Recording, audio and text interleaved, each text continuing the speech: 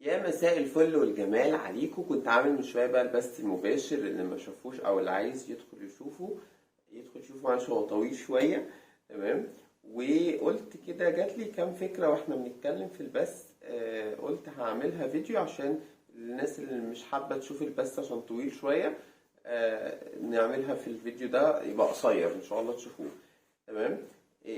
كنت بتكلم في البث عن ايه، عن ظاهرة كده حاصلة، ان في ناس بتنزل في الشارع، انا بشوفها بعيني او في ناس بتصور على التيك توك او الحاجات دي، ان هما بيقعدوا ياكلوا الكلاب والقطط في الشوارع. طبعا دي حاجة المفروض فيها رحمة، ودي حاجة كويسة مفيش مشكلة فيها طبعا.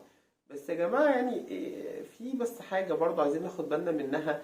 بدل ما ناكل كلاب وقطط وهم في الاخر حيوانات بيعرفوا يصرفوا امورهم، بيعرفوا ياكلوا على الاقل من الفضلات اللي في الشارع او الزبالة اللي في الشارع.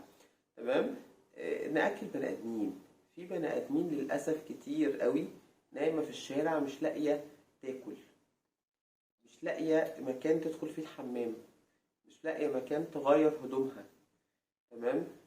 فاقل حاجه نقدر نقدمها لهم، يعني لو احنا مش قادرين خالص نديلهم اكل، ناكلهم بدل ما نروح ناكل قطط وكلاب. انا بشوف فيه بجد والله العظيم، يعني في ست لافته نظري جدا، بس انا ما اعرفش هي طبيعيه ولا عندها مشكله نفسيه، يعني ما اعرفش بصراحه. لافته نظري في المنطقه عندنا كل يوم الاقيها نازله بعجله سوق كبيره مليانه رجول فراخ، تقعد تاكل في الكلاب في الشارع.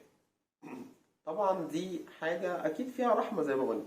بشوف في ناس على التيك توك بيقعدوا جايبين اكل دراي فود مخصوص للكلاب اللي في الشارع. يا سيدي ربنا يكرمك، كتر خيرك ان شاء الله، ربنا يجازيك خير على رحمتك لو انت بتعملها بنية الرحمة طبعا والنوايا على الله.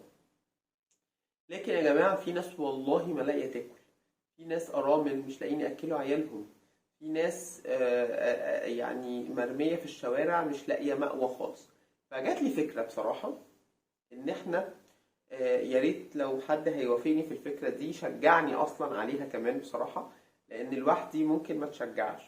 هحاول طبعا والله هحاول. لكن نفسي أتشجع أكتر وتبقى عادة نحافظ عليها مع بعض. ان احنا مثلا في محافظة واحدة نتجمع للي عاجبه الفكرة دي، ونقدم خدمات للناس. لو الناس في الشارع نشوف محتاجين ايه ونجيبه لهم، منها تبقى ناخد ثواب وصدقة، ومنها نبقى احنا شغلنا وقتنا في حاجة مفيدة، بدل ما نشغلها بالقعدة على القهاوي او بالخروجات اللي ملهاش لازمة، او بان احنا مثلا لو احنا كأسرة ممكن نتجمع ونشارك في حاجة زي دي، زي ونيس كده زمان لما كانوا بيعملوا حاجات خدمية للمجتمع اللي حواليهم يعني. دي نفس الفكرة برضو، ان ممكن الأسرة تتجمع وتنزل تشوف الناس محتاجة ايه.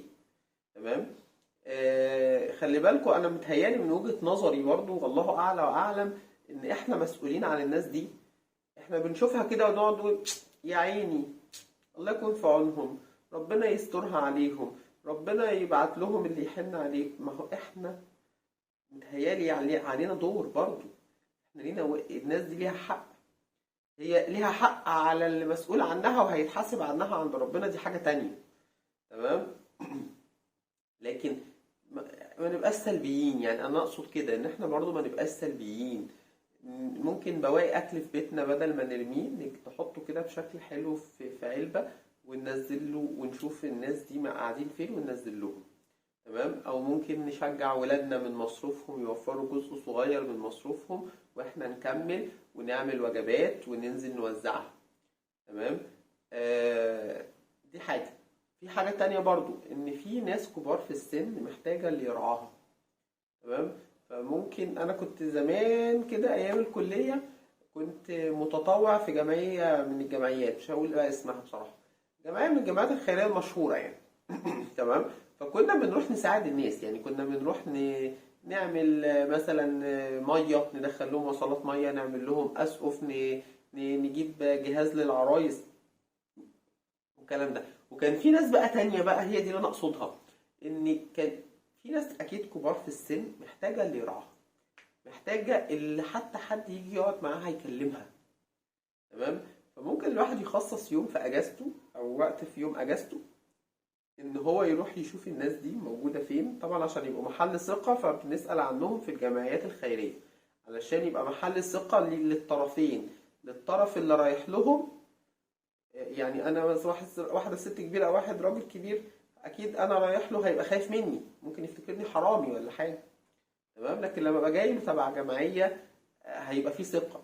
وتمام. وان برضك اللي رايح ده يبقى مطمن ان هو رايح لحد عارف هو رايح لايه.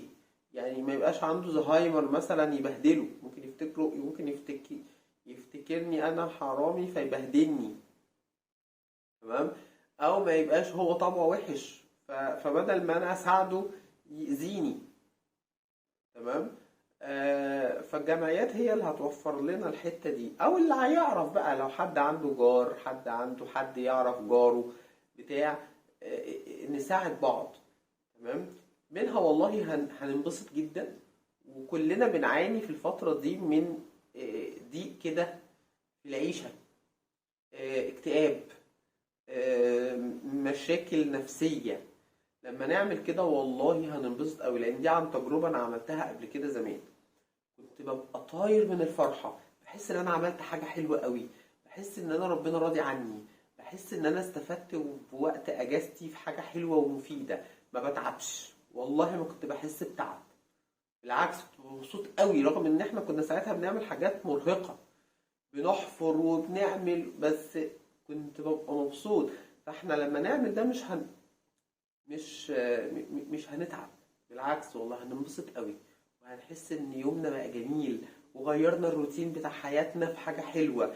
ولو عندنا اولاد، ولادنا يساعدوا يشوفونا ونبقى احنا فعلا قدوة ليهم في حاجة زي دي، وهم يتعودوا على المشاركة والتطوع والتعاون وحب الناس، ويتعودوا على الصدقة، ويتعودوا على، بصوا من الاخر كده كل حاجة هتبقى حلوة قوي قوي قوي.